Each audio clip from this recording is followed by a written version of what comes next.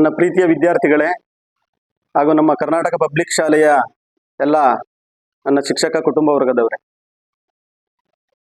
ಈ ದಿನ ನಮ್ಮ ಶಾಲೆಯಲ್ಲಿ ಮೋಟಿವೇಶನ್ ಕ್ಲಾಸ್ ಮತ್ತು ವೃತ್ತಿ ಮಾರ್ಗದರ್ಶನಕ್ಕೆ ಸಂಬಂಧಪಟ್ಟಂತೆ ಕೆಲವೊಂದು ಉಪಯುಕ್ತವಾದಂಥ ಮಾಹಿತಿಗಳನ್ನು 10ನೇ ತರಗತಿ ವಿದ್ಯಾಭ್ಯಾಸ ಮಾಡ್ತಾ ಇರತಕ್ಕಂಥ ವಿದ್ಯಾರ್ಥಿಗಳಿಗೆ ನಾನಿಂದು ಪ್ರಾಂಶುಪಾಲನಾಗಿ 15 ರಿಂದ 20 ನಿಮಿಷ ಪ್ರಮುಖವಾಗಿ 4 ಅಂಶಗಳನ್ನು ಗಮನದಲ್ಲಿ ಇಟ್ಕೊಂಡು ನಾನು ವಿದ್ಯಾರ್ಥಿಗಳಿಗೆ ಕೆಲವೊಂದು ಪ್ರೇರಣೆಯನ್ನು ನೀಡತಕ್ಕಂತಹ ವಿಚಾರಗಳನ್ನು ನಾನು ಹೇಳ್ತೇನೆ. ಅದರಲ್ಲಿ ನಾನು ಓದಿರತಕ್ಕಂಥ ಕೆಲವು ವಿಷಯಗಳು ನಮ್ಮ ಶಿಕ್ಷಕರಿಗೂ ಉಪಯೋಗವಾಗಬೇಕು ಮತ್ತು 10ನೇ ತರಗತಿ ಪರೀಕ್ಷೆಯನ್ನು ಎದುರಿಸ್ತಾ ಇರತಕ್ಕಂತಹ ನಿಮಗೂ ಉಪಯುಕ್ತವಾಗಬೇಕು. ಆ 4 ಅಂಶಗಳು ಯಾವ್ಯಾವುದು ಅಂತಂದ್ರೆ, ಒಂದು, ಶಿಕ್ಷಕರು ಮತ್ತು ವಿದ್ಯಾರ್ಥಿಗಳ ನಡುವೆ ಯಾವ ರೀತಿ ಬಾಂಧವ್ಯ ಇರಬೇಕು ಮತ್ತು ಸಂಬಂಧ ಇರಬೇಕು ಎಂಬುದಕ್ಕೆ ಸಂಬಂಧಪಟ್ಟಂತೆ ಉದಾಹರಣೆ ಸಹಿತ ಒಂದು ನೀತಿ ಕಥೆಯನ್ನು ಹೇಳ್ತೇನೆ. ಹಾಗೆ ಎರಡನೇದಾಗಿ, ವಿದ್ಯಾರ್ಥಿಗಳಾದಂತಹ ನೀವು ಈ 10 ವರ್ಷಗಳ ಸುದೀರ್ಘವಾದಂತಹ ಒಂದು ಪಯಣದಲ್ಲಿ ಪರೀಕ್ಷೆಯನ್ನೇ ಎದುರಿಸ್ತಾ ಇದ್ದೀರಾ. ಕೆಲವರಿಗೆ ಒಂದು ಆತಂಕ ಮತ್ತು ಭಯ ಇರುತ್ತೆ. ನಮ್ಮ ಉದ್ದೇಶ ಏನಿರಬೇಕು ಅನ್ನೋ ಒಂದು ಉದ್ದೇಶ ವಿದ್ಯಾರ್ಥಿಗಳಲ್ಲಿ ಇರಬೇಕಾದಂತಹ ಪ್ರಮುಖವಾದಂತಹ ಉದ್ದೇಶ, ಅದರ ಬಗ್ಗೆ ತಿಳಿಸ್ತೀನಿ. ಮೂರನೇದಾಗಿ, ಈ ಉದ್ದೇಶ ಈಡೇರಿಕೆಗಾಗಿ ಗುರುಗಳು ಕೊಟ್ಟಂತಹ ಕೆಲವೊಂದು ಉಪಯುಕ್ತವಾದಂತಹ ಮಾಹಿತಿಯನ್ನ ಪಡೆದವರು ಯಾವ ರೀತಿ ಉನ್ನತವಾದಂತಹ ಒಂದು ಸಾಧನೆಯನ್ನ ಮಾಡ್ತಾರೆ ಎಂಬುದಕ್ಕೆ ಸಂಬಂಧಪಟ್ಟಂತ ವಿಷಯ. ನಾಲ್ಕನೇದಾಗಿ, ನಮ್ಮ ವ್ಯಕ್ತಿತ್ವವನ್ನ ಯಾವ ರೀತಿ ರೂಪಿಸ್ಕೊಳ್ಬೇಕು ಎಂಬುದಕ್ಕೆ ಸಂಬಂಧಪಟ್ಟಂತೆ ಒಂದು ಸಣ್ಣದಾದಂತ ಕಥೆಯ ಮೂಲಕ ಈ ಒಂದು ವಿಚಾರವನ್ನ ನಿಮಗೆ ತಿಳಿಸಲು ನಾನು ಪ್ರಯತ್ನ ಪಡ್ತೀನಿ. ಮೊದಲನೇದಾಗಿ, ಶಿಕ್ಷಕ ಮತ್ತು ವಿದ್ಯಾರ್ಥಿಗಳ ಒಂದು ಬಾಂಧವ್ಯಕ್ಕೆ ಸಂಬಂಧಪಟ್ಟಂತೆ ಒಂದು ನೀತಿ ಕಥೆಯನ್ನ ಹೇಳ್ತೇನೆ. ಇದು ನಿಜವಾಗಿ ನಡೆದಿರತಕ್ಕಂತಹ ಒಂದು ಘಟನೆ. ಈ ಘಟನೆ ನಡೆದಿದ್ದು ಎಲ್ಲಿ ಅಂತ ಅಂದ್ರೆ ದೆಹಲಿಯಲ್ಲಿ ಒಂದು ಪ್ರತಿಷ್ಠಿತವಾದಂತಹ ಒಂದು ವಿದ್ಯಾಸಂಸ್ಥೆ ಇತ್ತು, ಇಂಗ್ಲಿಷ್ ಮಾಡೆಲ್ ಸ್ಕೂಲು. ಅಲ್ಲಿ ಒಬ್ಬ ಪ್ರೈಮರಿ ಸ್ಕೂಲ್ನಲ್ಲಿ ವಿಕ್ರಮ್ ಎಂಬ ಒಬ್ಬ ಸ್ಟೂಡೆಂಟು ವಿದ್ಯಾಭ್ಯಾಸವನ್ನ ಮಾಡ್ತಿದ್ದ. ಸ್ಟೂಡೆಂಟ್ ಹೆಸರೇನು? ವಿಕ್ರಮ್ ಅಂತ. ಅವನು ಪ್ರೈಮರಿ ಸ್ಕೂಲ್ನಲ್ಲಿ ಅಂತಹ ಒಂದು ಟ್ಯಾಲೆಂಟ್ ಪರ್ಸನ್ ಏನಲ್ಲ. ಒಂದು ದಿನ ಏನಾಯ್ತು ಅಂತ ಅಂದ್ರೆ, ಒಂದು ಸೋಮವಾರ ಇಂಗ್ಲಿಷ್ ಟೀಚರು ಕ್ಲಾಸ್ ತಗೊಂಡಿದ್ರು. ಒಂದು ಶೇಕ್ಸ್ಪಿಯರ್ ಸಂಬಂಧಪಟ್ಟಂತಹ ಒಂದು ಪದ್ಯವನ್ನ ಮಾಡ್ತಾ ಇದ್ರು. ಪದ್ಯವನ್ನ ಮಾಡ್ತಾ ಇದ್ದಂತ ಸಂದರ್ಭದಲ್ಲಿ ನಿಮ್ಗೆ ಗೊತ್ತಲ್ಲ, ಪ್ರೈಮರಿ ಸ್ಕೂಲ್ ಅಂದ್ರೆ ಕೆಲವರು ಪದ್ಯವನ್ನ ಕೇಳ್ತಾ ಇರ್ತಾರೆ, ಕೆಲವರು ತಮ್ಮದೇ ಆದಂತಹ ಒಂದು ಹರಟೆಯನ್ನ ಮಾಡ್ತಾ ಇರ್ತಾರೆ. ಅದರಲ್ಲಿ ಈ ವಿಕ್ರಮ್ ಕೂಡ ಒಬ್ಬ. ಪೊಯಮ್ ಎಲ್ಲ ಮುಗೀತು. ಮೇಡಮ್ ಏನ್ ಮಾಡಿದ್ರು ಅಂತಂದ್ರೆ, ಅವ್ರಿಗೊಂದು ವರ್ಕ್ ಕೊಟ್ರು. ನೋಡಿ ವಿದ್ಯಾರ್ಥಿಗಳೇ, ಇವತ್ತು ಸೋಮವಾರ. ಈಗ ಪೊಯೆಟ್ ಏನ್ ಮಾಡ್ತಾರೆ ಅಂತ ಅಂದ್ರೆ, ಅವ್ರದೇ ಆದಂತಹ ದಾಟಿಯಲ್ಲಿ ಒಂದು ವಸ್ತುವಿನ ಬಗ್ಗೆ ತಮ್ಮದೇ ಆದಂತಹ ಭಾವನೆಯನ್ನ ಇಟ್ಕೊಂಡು, ಹೋಲಿಕೆ ಮತ್ತು ವ್ಯತ್ಯಾಸಗಳನ್ನ ಇಟ್ಕೊಂಡು ಏನ್ ಮಾಡ್ತಾರೆ ಅಂತಂದ್ರೆ ಕವನವನ್ನ ಬರೀತಾರೆ ಅಲ್ವಾ? ನಿಮ್ಗೂ ಈಗ ಆಲ್ರೆಡಿ ನೀವೆಲ್ಲ ಪೊಯಮ್ ಅನ್ನ ಓದಿದ್ದೀರಾ. ಒಬ್ಬೊಬ್ರು ಕವಿಗಳು ಮತ್ತು ಕವಯಿತ್ರಿಗಳು ಏನ್ ಮಾಡ್ತಾರೆ ಅಂತಂದ್ರೆ, ಅವ್ರದೇ ಆದಂತಹ ದಾಟಿಯಲ್ಲಿ ಭಾವನೆಗಳನ್ನ ಹಂಚ್ಕೊಂಡು ಏನ್ ಮಾಡ್ತಾರೆ ಅಂತಂದ್ರೆ ಕವನಗಳನ್ನ ಬರೆದಿರ್ತಾರೆ. ಅದೇ ಮಾದರಿಯಲ್ಲಿ ನೀವು ಸ್ಟೂಡೆಂಟ್ಗಳು ಏನ್ ಮಾಡ್ಬೇಕು ಅಂತಂದ್ರೆ, ನಾನ್ ನಿಮ್ಗೊಂದು ವರ್ಕ್ ಅನ್ನ ಕೊಡ್ತೇನೆ. ನೀವು ನಿಮ್ದೇ ಆದಂತಹ ಸ್ವತಃ ಒಂದು ರಚಿಸಿದಂತಹ ಸ್ವರಚಿತವಾದಂತಹ ಒಂದು ಕವನವನ್ನ ನೀವೆಲ್ಲರನ್ನು ಕೂಡ ಬರ್ಕೊಂಡ್ ಬರ್ಬೇಕು. ಅದು ವಸ್ತುವಿನ ಬಗ್ಗೆ ಇರ್ಬೋದು, ಶಾಲೆ ಬಗ್ಗೆ ಇರ್ಬೋದು, ಗುರುಗಳ ಬಗ್ಗೆ ಇರ್ಬೋದು, ತಂದೆ ತಾಯಿಗಳ ಬಗ್ಗೆ ಇರ್ಬೋದು, ಯಾವುದೇ ಒಂದು ವಸ್ತುಗಳ ಬಗ್ಗೆ ಇರ್ಬೋದು. ಅದಕ್ಕೆ ಸಂಬಂಧಪಟ್ಟಂತೆ ನೀವು ಒಂದು ಕವನವನ್ನ ಬರ್ಕೊಂಡು ನೀವೇನ್ ಮಾಡ್ಬೇಕು ಅಂತಂದ್ರೆ, ಬುಧವಾರ ನಿಮ್ಗೊಂದು ದಿನ ಕೊಡ್ತೀನಿ. ಬುಧವಾರ ಏನ್ ಮಾಡ್ಬೇಕು ಅಂತಂದ್ರೆ, ಎಲ್ಲರನ್ನು ಕೂಡ ಬರ್ಕೊಂಬಂದು ನನ್ನ ಟೇಬಲ್ ಮೇಲೆ ಇಡ್ಬೇಕು ಅಂತ ಇಂಗ್ಲಿಷ್ ಮೇಡಮ್ ಹೇಳ್ತಾರೆ. ಆಯ್ತಾ? ಸೋಮವಾರ ಕ್ಲಾಸ್ ಮುಗಿಸ್ಕೊಂಡು ಮೇಡಮ್ ಹೋಗ್ತಾರೆ. ಮಂಗಳವಾರ ಆಗುತ್ತೆ, ಬುಧವಾರ ಎಂದಿನಂತೆ ಎಲ್ಲಾ ಸ್ಟೂಡೆಂಟ್ ಏನ್ ವರ್ಕ್ ಮಾಡ್ಬೇಕಿತ್ತು? ಇಂಗ್ಲಿಷ್ ಕವನವನ್ನ, ಸ್ವರಚಿತವಾದಂತಹ ಕವನವನ್ನ ಎಲ್ಲರನ್ನು ಕೂಡ ಏನ್ ಮಾಡ್ಬೇಕಿತ್ತು ಅಂತಂದ್ರೆ ಬರ್ಕೊಂಬಂದು ಅಲ್ಲಿ ಇಡ್ಬೇಕಿತ್ತು. ಎಲ್ರನ್ನು ಕೂಡ ಬುಧವಾರ ಇಟ್ಟಿದ್ದಾರೆ. ಮೇಡಮ್ಗೆ ಮಧ್ಯಾಹ್ನ ಕ್ಲಾಸು. ಮಕ್ಕಳೆಲ್ಲ ಊಟ ಮುಗಿಸ್ಕೊಂಡು ಕ್ಲಾಸ್ ಬಂದ್ರು. ಮೇಡಮ್ ಕ್ಲಾಸ್ ತಗೊಂಡ್ರು. ಅಲ್ಲಿ ಏನ್ ಮಾಡಿದ್ರು ಅಂತಂದ್ರೆ, ವಿದ್ಯಾರ್ಥಿಗಳು ಬರೆದಿದ್ದಂತಹ ಎಲ್ಲಾ ಕವನಗಳನ್ನ ಅಲ್ಲಿ ಇಟ್ಟಿದ್ದಾರೆ.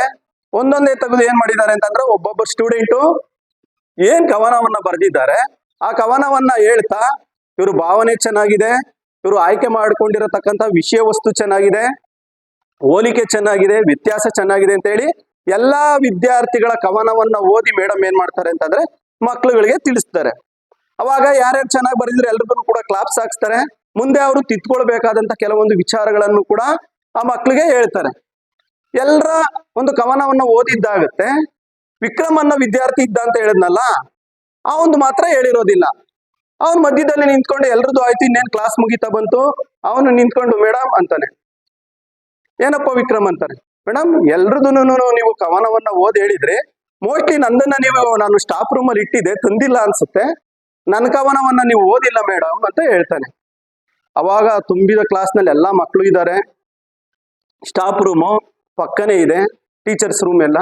ಅವ್ರು ಏನ್ ಮಾಡ್ತಾರೆ ಅಂತಂದ್ರೆ, ಮೇಡಮು ಗಟ್ಟಿ ಧ್ವನಿಯಲ್ಲಿ, ಯು ಇಡಿಯಟ್, ನೀನು ಈ ಕವನವನ್ನ ಬರ್ಕೊಂಬಂದಿದ್ಯಾ, ನೀನು ಇದನ್ನ ಎಲ್ಲೋ ನೀನು ಏನ್ ಮಾಡಿದ್ಯಾ ಅಂತಂದ್ರೆ ಚೀಟ್ ಮಾಡ್ತಾ ಇದ್ಯಾ, ನೀನು ಬೇರೆ ಕವನವನ್ನ ಕದ್ದು ನೀನ್ ಏನ್ ಮಾಡಿದ್ಯಾ ಅಂತಂದ್ರೆ ಅದನ್ನ ಬರ್ಕೊಂಬಂದಿದ್ಯಾ, ಯು ಆರ್ ಎ ಚೀಟರ್ ಅಂತ ಹೇಳಿ, ನೀನು ಮೋಸಗಾರ ಅಂತ ಹೇಳಿ ವೇಗವಾದಂತಹ ಧ್ವನಿಯಲ್ಲಿ ಏನ್ ಮಾಡ್ತಾರೆ ಅಂತಂದ್ರೆ ರೇಗ್ ಬಿಡ್ತಾರೆ. ಅವಾಗ ಎಲ್ಲಾ ವಿದ್ಯಾರ್ಥಿಗಳ ಮುಂದೆ ಆ ವಿಕ್ರಮ್ಗೆ ಏನಾಗುತ್ತೆ ಅಂತಂದ್ರೆ ಅವಮಾನ ಆಗುತ್ತೆ. ಅವನು ಇಲ್ಲ ಮೇಡಮ್ ಇದನ್ನ ನಾನೇ ಬರ್ದಿದ್ದು ಅಂತ ಹೇಳ್ಬೋದಾಗಿತ್ತು, ಆದ್ರೆ ಏನ್ ಮಾಡ್ತಾರೆ ಅಂತಂದ್ರೆ ಇಲ್ಲ, ಅವ್ರ ಮೇಡಮ್ಗೆ ಏನು ಅಂತಂದ್ರೆ ಅವನು ಬರ್ದಿರತಕ್ಕಂತಹ ಶೈಲಿ, ಆಯ್ಕೆ ಮಾಡ್ಕೊಂಡಿರತಕ್ಕಂತ ವಿಷಯ ಎಲ್ಲವನ್ನ ಕೇಳಿ ಮೇಡಮ್ ಏನಾಗುತ್ತೆ ಅಂತಂದ್ರೆ ಈ ಪ್ರಾಥಮಿಕ ಹಂತದಲ್ಲಿ ಈ ವಿದ್ಯಾರ್ಥಿ ಈ ರೀತಿ ಕವನ ಬರೆಯೋದಕ್ಕೆ ಸಾಧ್ಯನೇ ಇಲ್ಲ, ಇವನು ಯಾವ್ದೋ ಒಂದು ಬುಕ್ ಅನ್ನ ನೋಡ್ಕೊಂಡು ಏನ್ ಮಾಡಿದಾನೆ ಅಂತಂದ್ರೆ ಕಾಪಿ ಮಾಡ್ಕೊಂಡ್ ಬಂದಿದ್ದಾನೆ ಅಂತ ಹೇಳಿ ಏನ್ ಮಾಡ್ತಾರೆ ಅಂತಂದ್ರೆ ಯಾವ್ಯಾವ ವಿದ್ಯಾರ್ಥಿಗಳು ಏನ್ ಕವನವನ್ನ ಬರ್ದಿದ್ರೋ ಅವ್ರೆಲ್ರಿಗೂ ಗ್ರೀನ್ ಮಾರ್ಕ್ ಅಲ್ಲಿ ಏನ್ ಮಾಡ್ತಾರೆ ಅಂತಂದ್ರೆ ಎ ಪ್ಲಸ್ ಮಾರ್ಕ್ಸ್ ಅನ್ನ ಕೊಟ್ಟು ಬಿ ಸಿ ಈ ತರ ಕೊಡ್ತಾರೆ. ನೀವು ಡಿಗ್ರಿ ಮುಗಿದ ಮೇಲೆ PGಗೆ ಹೋದ್ರೆ, ಸ್ನಾತಕೋತ್ತರ ಪದವಿಗೆ ಹೋದ್ರೆ ನಿಮ್ಗೆ ಮಾರ್ಕ್ಸ್ ಕೊಡಲ್ಲ, ಗ್ರೇಡ್ ಕೊಡ್ತಾರೆ, ABCD ಅಂತ. ಹೆಚ್ಚಿನದಾಗಿ ಅತ್ಯುತ್ತಮವಾಗಿ ಬರ್ದಿದ್ರೆ ಅವ್ರಿಗೆ ಏನ್ ಮಾಡ್ತಾರೆ ಅಂತಂದ್ರೆ A++ ಅಂತ ಕೊಡ್ತಾರೆ, ಅದ್ರ ಈಕ್ವಲ್ ಟು ರ್ಯಾಂಕ್ಗೆ ಸಮ, ಆಯ್ತಾ? ಆ ತರ ಇವ್ನಿಗೆ ಏನ್ ಮಾಡ್ತಾರೆ ಅಂತಂದ್ರೆ ರೆಡ್ ಪೆನ್ ಅಲ್ಲಿ ರೌಂಡ್ ಮಾರ್ಕ್ ಹಾಕಿ ಏನ್ ಮಾಡ್ತಾರೆ ಅಂತಂದ್ರೆ F ಅಂತ ಹಾಕ್ತಾರೆ. F means fail. You are ನಾನು ಕೊಟ್ಟಿರೋ ಕವನದಲ್ಲಿ ನೀನ್ ಏನ್ ಮಾಡಿದ್ಯಾ ಅಂತಂದ್ರೆ ಫೇಲ್ ಆಗಿದ್ಯಾ, ಬೇರೆ ಕವನವನ್ನ ನೀನು ಕಾಪಿ ಮಾಡಿದ್ಯಾ ಅಂತ. ಅವಾಗ ಏನ್ ಮಾಡ್ತಾರೆ ಅಂತಂದ್ರೆ ಅವನ್ಗೆ ತುಂಬಾ ಅವಮಾನ ಆಗುತ್ತೆ. ಅವನೇನ್ ಮಾಡ್ತಾನೆ ಅಂತಂದ್ರೆ ಕ್ಲಾಸಿಂದ ಹತ್ಕೊಂಡು ಏನ್ ಮಾಡ್ತಾನೆ ಅಂತಂದ್ರೆ ಹೋಗ್ಬಿಡ್ತಾನೆ. ಅವನು ಪ್ರೈಮರಿ ಸ್ಕೂಲ್ ಅನ್ನ ಮುಗಿಸ್ತಾನೆ, ಹೈಸ್ಕೂಲ್ ಬರ್ತಾನೆ. ಹೈಸ್ಕೂಲಲ್ಲೂ ಏನ್ ಮಾಡ್ತಾನೆ ಅಂತಂದ್ರೆ ಎಲ್ಲಾ ಸಬ್ಜೆಕ್ಟ್ಗಿಂತ ಹೆಚ್ಚಿನದಾಗಿ ಇಂಗ್ಲಿಷ್ ಕಡೆಗೆ ಜಾಸ್ತಿ ಕಾನ್ಸಂಟ್ರೇಷನ್ ಮಾಡ್ತಾನೆ. PUನಲ್ಲೂ ಲ್ಯಾಂಗ್ವೇಜ್ ಸಬ್ಜೆಕ್ಟ್ ಇರುತ್ತೆ, ಅದ್ರ ಕಡೆ ಕಾನ್ಸಂಟ್ರೇಷನ್ ಮಾಡ್ತಾನೆ. ನೀವು ನೆಕ್ಸ್ಟ್ ಡಿಗ್ರಿಗೆ ಹೋಗಾದ್ಮೇಲೆ ಆಪ್ಷನಲ್ ಸಬ್ಜೆಕ್ಟ್ ಇರುತ್ತೆ, ಇಂಗ್ಲಿಷ್ಗೆ ಸಪರೇಟ್, ಡಿಗ್ರಿಗೆ ಮತ್ತು PGಯಲ್ಲಿ. ಅದನ್ನ ಏನ್ ಮಾಡ್ತಾನೆ ಅಂತಂದ್ರೆ ಐಚ್ಛಿಕ ವಿಷಯವನ್ನಾಗಿ ತೆಗೆದುಕೊಂಡು ಇಂಗ್ಲಿಷ್ ಸಬ್ಜೆಕ್ಟ್ ಕಡೆಗೆ ಜಾಸ್ತಿ ಆದಂತಹ ಒಂದು ಕಾನ್ಸಂಟ್ರೇಷನ್ ಅನ್ನ ಕೊಟ್ಟು ಗಮನವನ್ನ ಕೊಟ್ಟು ಏನ್ ಮಾಡ್ತಾನೆ ಅಂತಂದ್ರೆ ಅದರಲ್ಲೇ ಉನ್ನತವಾದಂತಹ ವ್ಯಾಸಂಗವನ್ನ ಮಾಡ್ತಾನೆ.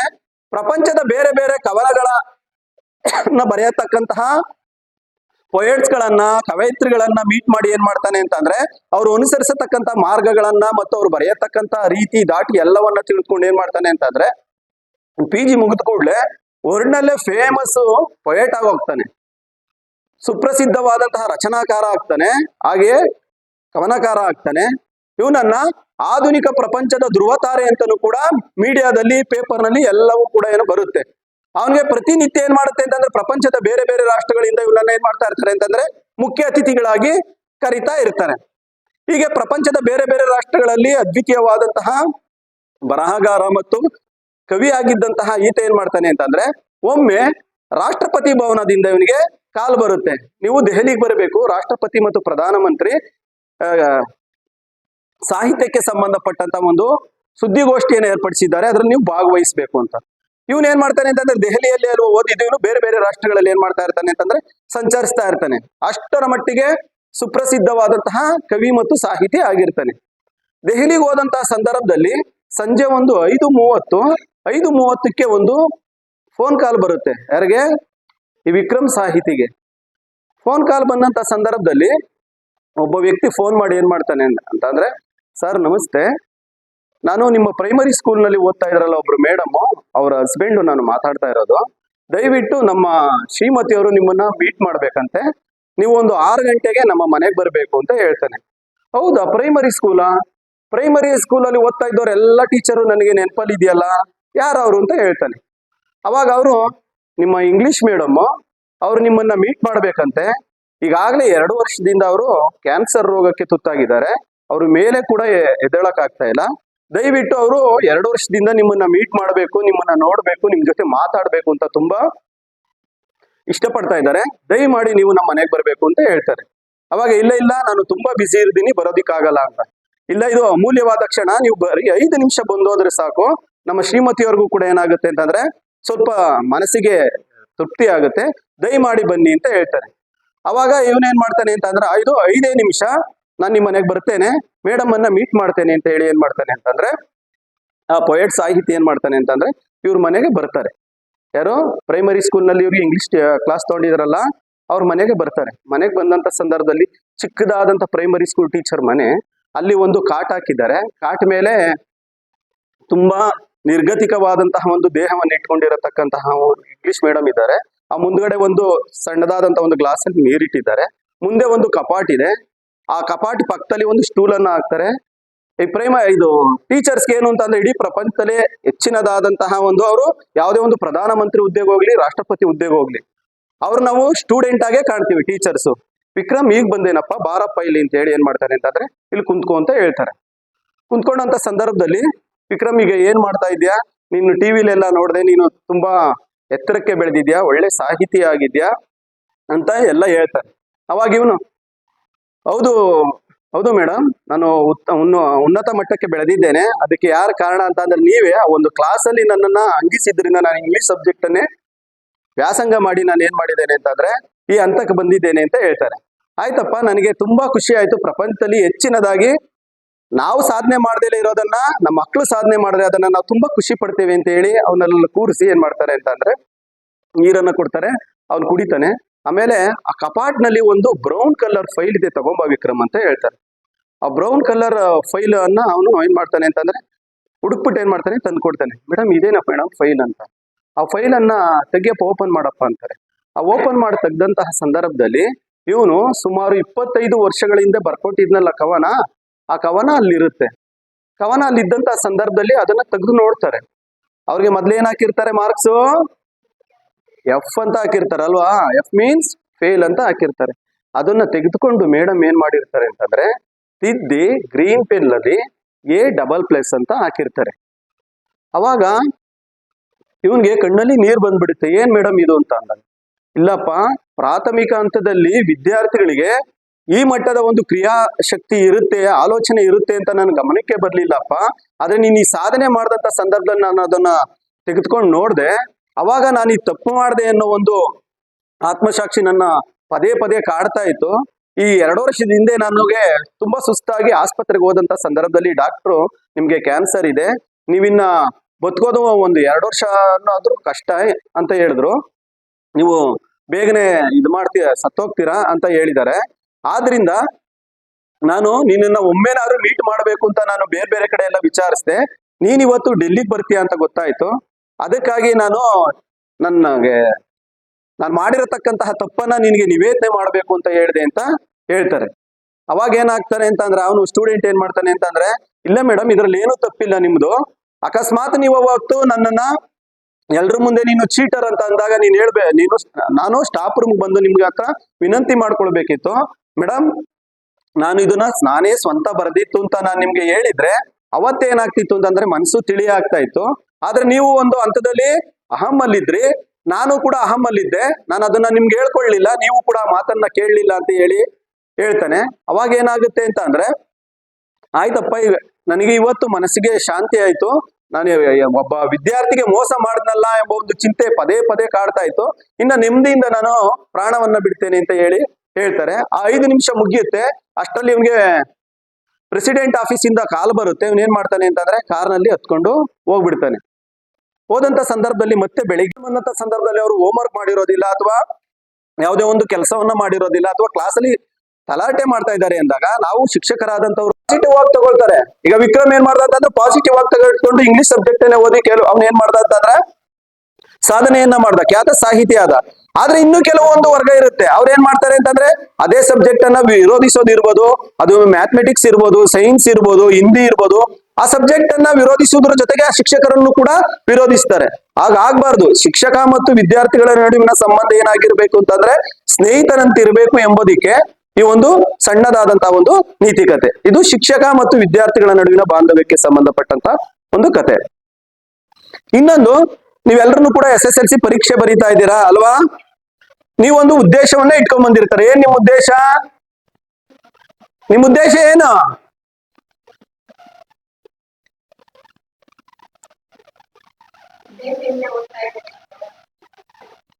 ಆಯ್ತು. ಆಮೇಲೆ ನಿಮ್ಮ ಉದ್ದೇಶ ನಾನು ಈ ಒಂದು ಕತೆ ಹೇಳ್ಬಿಟ್ಟು ಕೇಳ್ತೀನಿ.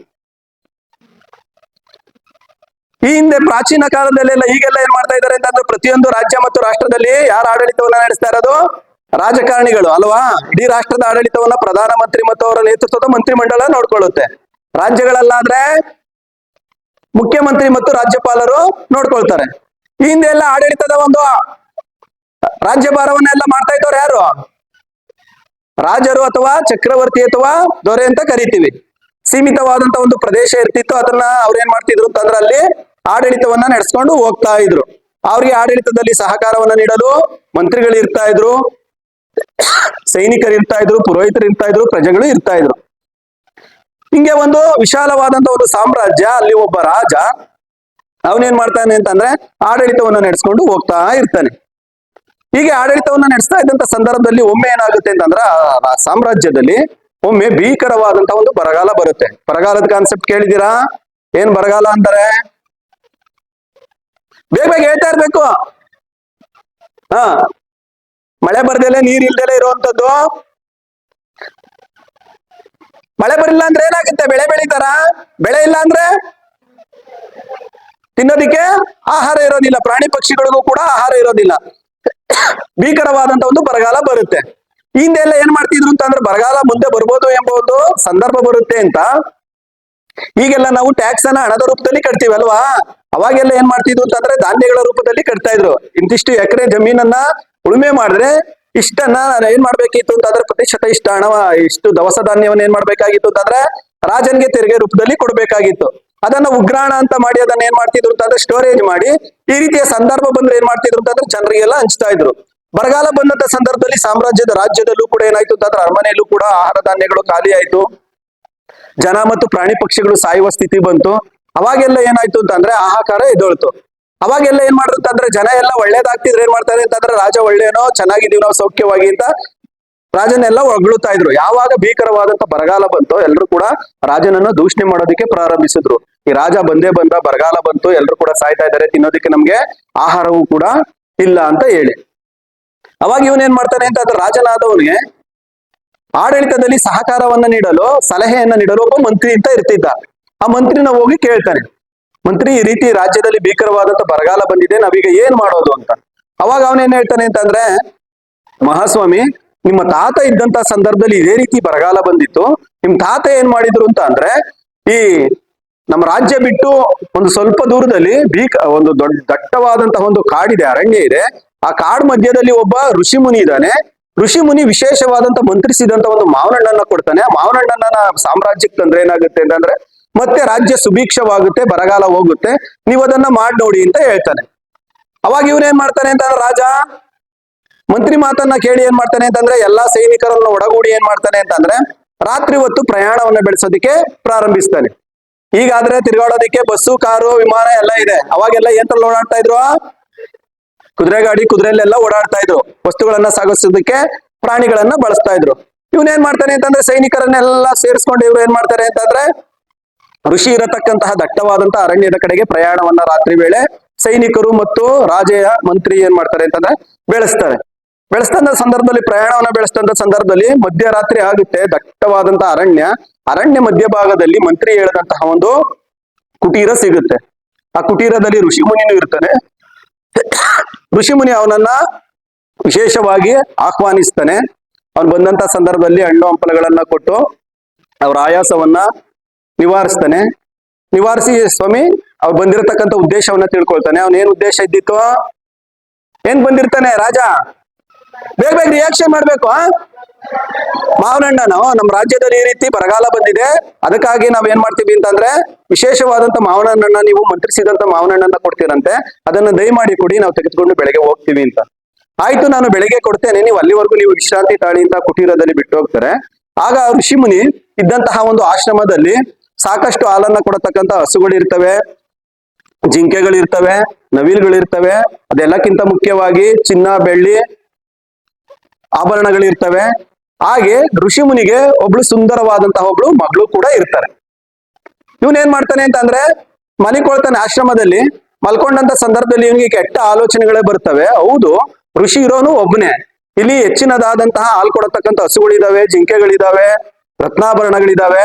ಹಾಗೆ ಸುಂದರವಾದಂತಹ ಒಬ್ಳು ಋಷಿಗೆ ಮಗಳಿದ್ದಾಳೆ ಅಂತ ಹೇಳಿ ಇವನು ಏನ್ ಮಾಡ್ತಾನೆ ಅಂತಂದ್ರೆ ರಾತ್ರೋರಾತ್ರಿ ಅವೆಲ್ಲವನ್ನ ಸೈನಿಕರನ್ನ ಒಡಗೂಡಿ ಚಿನ್ನಾಭರಣಗಳನ್ನ, ಹಸುಗಳನ್ನ, ಈ ಜಿಂಕೆಗಳನ್ನೆಲ್ಲವನ್ನ ಸಾಮ್ರಾಜ್ಯಕ್ಕೆ ತೆಗೆದುಕೊಂಡು ಹೋಗೋಣ ಅಂತ ಆಲೋಚನೆಯನ್ನ ಮಾಡಿ ಬಲವಂತವಾಗಿ ಋಷಿ ಮಗಳನ್ನು ಕೂಡ ವಿವಾಹವಾಗಿ ರಾತ್ರೋರಾತ್ರಿ ಏನ್ ಮಾಡ್ಬಿಡ್ತಾನೆ ಅಂತಂದ್ರೆ ಆ ಒಂದು ಆಶ್ರಮದಿಂದ ಎಲ್ಲವನ್ನ ತೆಗೆದುಕೊಂಡು ಏನ್ ಮಾಡ್ತಾನೆ ಅಂತಂದ್ರೆ ಅರಮನೆಗೆ ಬಂದ್ಬಿಡ್ತಾನೆ. ಈ ಕಡೆ ಎಲ್ಲ ಪ್ರಜೆಗಳು ಕಾಯ್ತಾ ಇದ್ದಾರೆ. ಏನಂತಂದ್ರೆ ರಾಜ ಬರ್ತಾನೆ, ರಾಜ ವಿಶೇಷವಾದಂತ ಮಂತ್ರಿಸಿದಂತ ಮಾವನಹಣ್ಣು ತರ್ತಾನೆ, ರಾಜ್ಯಕ್ಕೆ ಮತ್ತೆ ಒಳ್ಳೇದಾಗುತ್ತೆ, ಅವಾಗ ಏನ್ ಮಾಡ್ಬೋದು ಅಂತಂದ್ರೆ ಮೊದಲಿನಂತೆ ಜೀವನವನ್ನ ಮಾಡ್ಬೋದು, ಯಾವುದೇ ಒಂದು ಹಸಿವಿರೋದಿಲ್ಲ ಅಂತ ಕಾಯ್ತಾ ಇರ್ತಾರೆ. ಆದ್ರೆ ರಾಜ ಹೋಗಿದ್ದಂತಹ ಉದ್ದೇಶ ಒಂದನ್ನ ಮರೆತು ಎಲ್ಲವನ್ನ ಮಾಡಿರ್ತಾನೆ. ಏನ್ ಅವನು ಹೋಗಿದ್ದಂತ ಉದ್ದೇಶ? ವಿಶೇಷವಾಗಿ ಮಂತ್ರಿಸಿದಂತ ಮಾವನಹಣ್ಣು ತರ್ಬೇಕಲ್ವಾ. ಮಾವನಹಣ್ಣನ್ನ ತರುವುದ್ರ ಬದಲಾಗಿ ಒಂದು ಹೆಣ್ಣನ್ನ ಮತ್ತೆ ಜೊತೆಗೆ ಬೆಲೆ ಬಾಳತಕ್ಕಂತ ವಜ್ರಾಭರಣಗಳನ್ನ, ಹಸುಗಳನ್ನ ತಂದಿರ್ತಾನೆ. ಜನ ಅವಾಗ ಈಗಾಗ್ಲೇ ಕೋಪದಲ್ಲಿ ಇರ್ತಾರೆ, ಸುಮ್ನೆ ಬಿಡ್ತಾರ? ರಾಜನನ್ನ ಏನ್ ಮಾಡ್ತಾರೆ ಅಂತಂದ್ರೆ ಕೊಲ್ಲೊಡ್ದು ಏನ್ ಮಾಡ್ತಾರೆ, ಸಾಯಿಸ್ತಾರೆ. ಹಾಗೆ ವಿದ್ಯಾರ್ಥಿ ಜೀವನಕ್ಕೆ ಈ ಒಂದು ಕತೆ ಎಷ್ಟರ ಮಟ್ಟಿಗೆ ಹೊಂದಾಣಿಕೆ ಆಗ್ತದೆ ಅಂತ ಅಂದ್ರೆ, ಇಲ್ಲಿ ವಿದ್ಯಾರ್ಥಿಗಳಾದಂತಹ ನಮ್ಮ ಉದ್ದೇಶ ಏನು? ಓದಿ ಒಳ್ಳೆ ಮಾರ್ಕ್ಸ್ ತಗೊಳ್ಬೇಕು ಅಲ್ವಾ? ರಾಜನ ಉದ್ದೇಶ ಏನಾಗಿತ್ತು? ಮಂತ್ರಿಸಿದ ಮಾವನಹಣ್ಣು ತರಬೇಕಾಗಿತ್ತ. ತಂದಿದ್ರೆ ಅವನು ಹೇಗಿರ್ತಿದ್ದ? ಸುಖವಾಗಿರ್ತಿದ್ದ ಮತ್ತು ಪ್ರಜೆಗಳೆಲ್ಲರೂ ಕೂಡ ಅವನ ಗೌರವವನ್ನ ಕೊಡ್ತಾ ಇದ್ದು, ರಾಜ್ಯವು ಕೂಡ ಅಭಿವೃದ್ಧಿ ಆಗ್ತಾ ಇತ್ತು. ಹಾಗೆ ನೀವು ಬಂದಿರತಕ್ಕಂತ ಉದ್ದೇಶ ಏನಾಗಿರ್ಬೇಕು? ಓದೋದಾಗಿರ್ಬೇಕು. ಓದೋದ್ರ ಕಡೆ ಮಾತ್ರನೇ ಗಮನ ಕೊಡಬೇಕು. ನೀವು ಓದೋದ್ರ ಕಡೆ ಹೆಚ್ಚಿನದಾದಂತ ಗಮನವನ್ನ ಕೊಟ್ರೆ ಒಳ್ಳೆ ಅಂಕಗಳು ಕೂಡ ಬರುತ್ತೆ. ನೀವೇನ್ ಮಾಡ್ಬೋದು ಅಂತಂದ್ರೆ ಜೀವನದಲ್ಲಿ ಯಶಸ್ಸನ್ನು ಕೂಡ ಸಾಧಿಸಬಹುದು.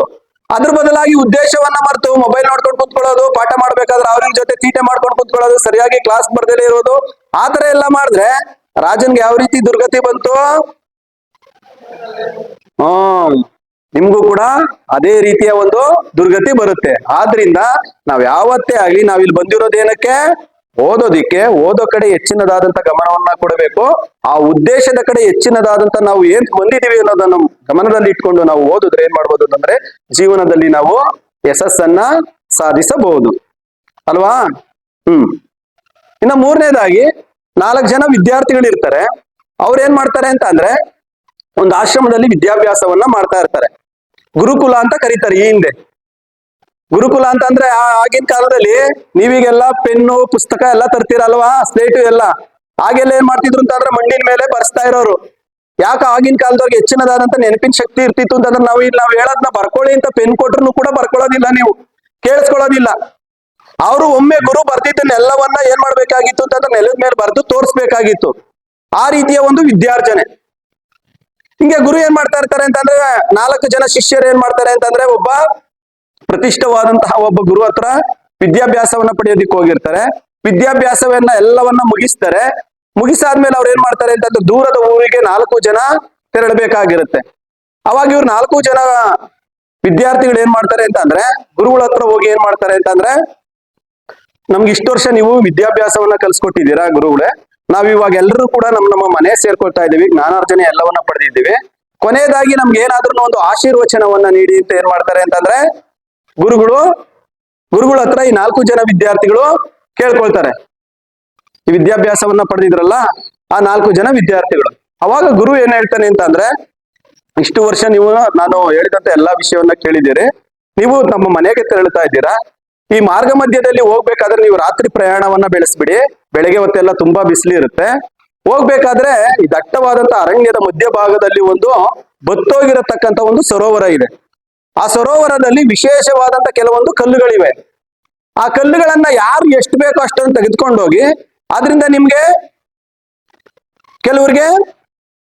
ಕೆಲವರ ಜೀವನ ಉತ್ತಮವೂ ಆಗುತ್ತೆ, ಕೆಲವರಿಗೆ ಆಸೆನೂ ಆಗುತ್ತೆ, ಕೆಲವರಿಗೆ ನಿರಾಸೆನೂ ಕೂಡ ಆಗುತ್ತೆ. ಆ ಕಲ್ಲುಗಳಿಂದ ನಿಮ್ಗೆ ಎಷ್ಟು ಬೇಕೋ ಅಷ್ಟನ್ನು ತೆಗೆದುಕೊಂಡೋಗಿ, ಆದ್ರೆ ಒಂದು ಷರತ್ತು, ನೀವು ಯಾವುದೇ ಕಾರಣಕ್ಕೂ ಬೆಳಗ್ಗೆ ಆಗೋವರೆಗೂ ಆ ಕಲ್ಲುಗಳನ್ನ ನೋಡ್ಬೇಡಿ ಎಂಬ ಒಂದು ಷರತ್ತನ್ನು ವಿಧಿಸಿ ಇವ್ರು ಏನ್ ಮಾಡ್ತಾರೆ ಅಂತಂದ್ರೆ ನಿಮ್ಗೆ ಎಲ್ರಿಗೂ ಕೂಡ ಒಳ್ಳೇದಾಗಿ ನಿಮ್ ಜೀವನ ಸುಖಕರವಾಗಿರ್ಲಿ, ಹೋಗಿ ಆ ಕಲ್ಲುಗಳನ್ನ ತೆಗೆದುಕೊಂಡು ಅಂತ ಹೇಳಿ ಏನ್ ಮಾಡ್ತಾರೆ ಅಂತಂದ್ರೆ ಆಶೀರ್ವಾದವನ್ನ ನೀಡಿ ಇವ್ರು ಏನ್ ಮಾಡ್ತಾರೆ ಅಂತಂದ್ರೆ ಗುರುಗಳು ಕಳಿಸ್ಕೊಡ್ತಾರೆ. ಗುರುಗಳು ಕಳಿಸ್ಕೊಟ್ಟಂತಹ ಸಂದರ್ಭದಲ್ಲಿ ಇವ್ರು ಏನ್ ಮಾಡ್ತಾರೆ ಅಂತಂದ್ರೆ 4 ಜನ ವಿದ್ಯಾರ್ಥಿಗಳು ತುಂಬಾ ಶ್ರದ್ಧೆಯಿಂದ ಗುರು ಹೇಳಿದಂತಹ ಎಲ್ಲಾ ವಿಷಯಗಳನ್ನ ಪಾಲಿಸ್ತಾ ಇರ್ತಾರೆ. ಈಗಿನ ನಮ್ಮ ಶಿಷ್ಯರು ಇದೀರಾ ಯಾವ ರೀತಿ ಅಂತ ಅಂದ್ರೆ, ಒಂದು ತಮಾಷೆಗೆ ಒಂದು ಹೇಳ್ತೀನಿ. ಏನಂತ ಅಂದ್ರೆ, ಒಬ್ಬ ಶನಿವಾರ ಕ್ಲಾಸ್ ನಡೀತಾ ಇರುತ್ತೆ, ಒಬ್ಬ ಟೀಚರ್ ಏನ್ ಮಾಡ್ತಾರೆ ಅಂತ ಅಂದ್ರೆ, 2 ಇಡ್ಲಿ ತಾಂಬರೋ ಗುರು ಅಂತ ಹೇಳ್ಬಿಟ್ಟು 10 ರೂಪಾಯಿಯನ್ನ ಕೊಡ್ತಾರೆ. ಈಗಿನ ನಮ್ಮ ಶಿಷ್ಯರು, ಆಗಿನ ಶಿಷ್ಯರು ಏನ್ ಮಾಡ್ತಿದ್ರು ಅಂತ ಎಲ್ಲಾ ಕೆಲಸವನ್ನ ಮಾಡ್ತಾ ಇರ್ತಾರೆ. ಇವನ್ ಗುರು ಏನ್ ಮಾಡ್ತಾನೆ, ಹೋಟ್ಲಿಗೆ ಹೋಗ್ತಾನೆ. ಹೋಟ್ಲಿಗೆ ಹೋಗಿ 2 ಇಡ್ಲಿ ತಾಳ್ತಾನೆ. 2 ಇಡ್ಲಿ ತಾಂಡ್ ಏನ್ ಮಾಡ್ತಾನೆ ಅಂತಂದ್ರೆ, 1 ಇಡ್ಲಿ ಅವನೇ ತಿನ್ಕೊಂಡ್ಬಿಡ್ತಾನೆ, ಇನ್ನೊಂದು ಇಡ್ಲಿ ತತ್ತಾನೆ. ಯಾರಿಗೆ? ಟೀಚರ್ಗೆ. ಗುರುಗಳೇ ತಗೊಳ್ಳಿ ತಿಂಡಿ ಅಂತ. ಏನು ಎಷ್ಟೋ ನಾನು ಕಾಸು ಕೊಟ್ಟಿದ್ದು? 10 ರೂಪಾಯಿ. 10 ರೂಪಾಯಿಗೆ ಎಷ್ಟೋ ಇಡ್ಲಿ? 2. ನೀನ್ ಎಷ್ಟು ತಂದಿದ್ಯಾ ಇಡ್ಲಿ? 1. ಯಾಕೋ 1 ತಂದಿದ್ಯಾ? ಗುರುಗಳೇ 2 ನಿಮ್ಗೇನ ಇಡ್ಲಿ? ಏನು ಹಿಂಗ್ ಕೇಳ್ತಾ ಇದ್ಯಾ ಅಂತ ಹೇಳ್ದಂಗ ಸಂದರ್ಭದಲ್ಲಿ, ಗುರುಗಳೇ ನಾನೆಲ್ಲ ನೀವು 10 ರೂಪಾಯಿ ಕೊಟ್ರಲ್ಲ 2 ಇಡ್ಲಿ, 1 ನನ್ಗೆ 1 ನಿಮ್ಗೆ ಅಂತ ಹೇಳ್ಕೊಂಡು ನಾನು 1 ತಿನ್ಕೊಂಬಿಟ್ಟೆ ಗುರುಗಳೇ ಅಂತಾನೆ. ಅವಾಗ ಯಾರಪ್ಪಂದು ಅಂತ ತಿಂದು ಹೆಂಗ್ ತಿಂದು ಅಂತಾನೆ. ಅವನು ಪಾಕೆಟ್ ಅನ್ನ ಓಪನ್ ಮಾಡಿ, ಗುರುಗಳೇ ಹೆಂಗ್ ತಿಂದೆ ಅಂತ ತೋರ್ಸ್ಲ ಅಂತ ಅನ್ಬಿಟ್ಟು ಅದನ್ನು ತಿನ್ಕೊಂಬಿಟ್ಟ.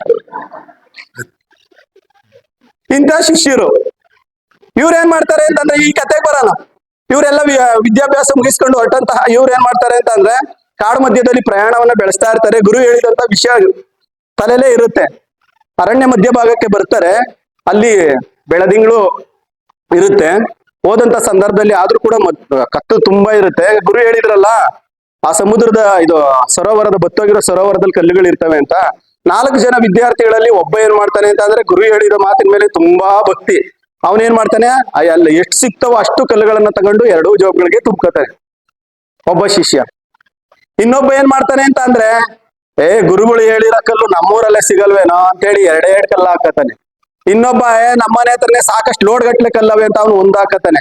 ಇನ್ನೊಬ್ಬ ಏನ್ ಮಾಡ್ತಾನೆ ಅಂತಂದ್ರೆ, ನಮ್ಮ ಮನೆ ಹತ್ರ ಬೆಟ್ಟದ ಇದೆ, ಹೊಡೆದ್ರೆ ಎಷ್ಟು ಬೇಕಾದ್ರೂ ಕಲ್ಲು ಸಿಗ್ತವೆ ಅಂತ ಹೇಳಿ ಅವ್ನು ಏನು ತಗೊಳಲ್ಲ. ಈ 4 ಜನ ಅವ್ರವ್ರ ಆಲೋಚನೆಗೆ ಅನುಸಾರವಾಗಿ ಕಲ್ಲನ್ನು ತೆಗೆದುಕೊಳ್ತಾರೆ. ಕೆಲವರು ಕಲ್ಲು ತಗೊಳ್ಳಲ್ಲ. 4 ಜನ ಮನೆಗೆ ಹೋಗ್ತಾರೆ. ಮನೆಗೆ ಹೋದಂತ ಸಂದರ್ಭದಲ್ಲಿ ರಾತ್ರಿ ಆಗಿರುತ್ತೆ. ಅವ್ರು ಏನ್ ಮಾಡ್ತಾರೆ ಅಂತಂದ್ರೆ, ಗುರುಗಳು ಯಾರು ಕೂಡ ರಾತ್ರಿ ಹೊತ್ತು ನೋಡ್ಬೇಡಿ ಅಂತ ಹೇಳಿರ್ತಾರೆ. ಕಲ್ಲುಗಳನ್ನ ತಂದಿರತಕ್ಕಂತ ಕಲ್ಲುಗಳನ್ನ ಮತ್ತು ಅವ್ರು ತೆಗೆದುಕೊಂಡು ಹೋಗಿರತಕ್ಕಂತ ಬಟ್ಟೆ ಅವೆಲ್ಲವನ್ನ ಗೂಟಕ್ಕೆ ನೇತಾಕಿ ಏನ್ ಮಾಡ್ತಾರೆ ಅಂತಂದ್ರೆ, ಸುಖವಾಗಿ ನಿದ್ದೆ ಮಾಡ್ತಾ ಇರ್ತಾರೆ. ಅವ್ರಿಗೆ ಒಂದೇ ಒಂದು ಆಲೋಚನೆ, ಗುರು ಹೇಳಿದಂತ ಕಲ್ಲು ಏನಾಗಿರ್ಬೋದು ಅಂತ. ಅವ್ರು ಏನ್ ಮಾಡ್ತಾರೆ ಅಂತಂದ್ರೆ, ಬೆಳಿಗ್ಗೆ ಆಗುತ್ತೆ. ಬೆಳಿಗ್ಗೆ ಆದಂತ ಸಂದರ್ಭದಲ್ಲಿ ಏನ್ ಮಾಡ್ತಾರೆ ಅಂತಂದ್ರೆ, ಒಂದೇ ಒಂದು ಕಲ್ಲು ತೆಗೆದುಕೊಂಡು ಹೋಗಿದ್ನಲ್ಲ, ಅವನ್ ಬೆಳಿಗ್ಗೆ ಬೇಗ ಎದ್ದೇಳ್ತಾನೆ. ಎದ್ದು ನೋಡ್ತಾನೆ, ಅದು ಅಮೂಲ್ಯವಾದಂತಹ ಒಂದು ವಜ್ರ ಆಗಿರುತ್ತೆ ಕಲ್ಲು.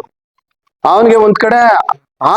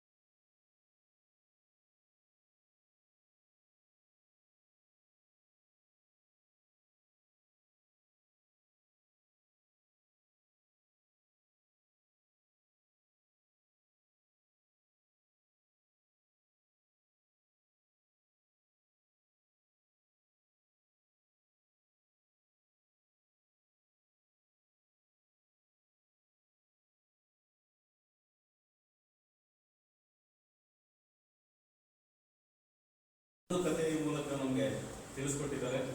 ಮೊದಲನೇ ಕಥೆಯಿಂದ ನಮ್ಗೆ ಏನು ಸಿಕ್ತು, ಯಾವುದೋ ಒಂದು ಸಂದರ್ಭ ಬದಲಾಯಿಸ್ಬಿಟ್ಟು ನಮ್ಮ ವ್ಯಕ್ತಿತ್ವವನ್ನೇ ಬದಲಾಯಿಸ್ಬಿಡುತ್ತೆ. ಆ ರೀತಿ ಕೆಲವು ಘಟನೆಗಳು ನಮ್ಮ ಬೆಳವಣಿಗೆಗೆ ಪೂರಕ ಆಗಿರುತ್ತೆ. ಕೆಲವು ಘಟನೆಗಳು ನಮ್ಗೆ ಆ ಕಾಲಕ್ಕೆ ಬೇಸರ ತರಿಸಿದ್ರು ನಮ್ಮ ಮುಂದಿನ ಜೀವನದಲ್ಲಿ ಅವು ಸಹಾಯಕ ಆಗ್ತವೆ. ಹಾಗೆ ಉಳಿದ 3 ಕಥೆಗಳನ್ನ ಸ್ವಲ್ಪ ಪೆಪರ್ಮೆಂಟ್ ಥರ ಮೆಲುಕಾಕಿ ಅದರಿಂದ ಒಂದು ಸಂದೇಶ ಇರುತ್ತೆ. ಇದು ನಿಜವಾಗ್ಲೂ ಮೋಟಿವೇಶನ್ ಕ್ಲಾಸ್ ಆಗಿತ್ತು. ಅದನ್ನು ನಡೆಸಿಕೊಟ್ಟ ಕುಮಾರ್ ಸರ್ ಅವರಿಗೆ ನಮ್ಮೆಲ್ಲರ ಪರವಾಗಿ ಧನ್ಯವಾದಗಳು.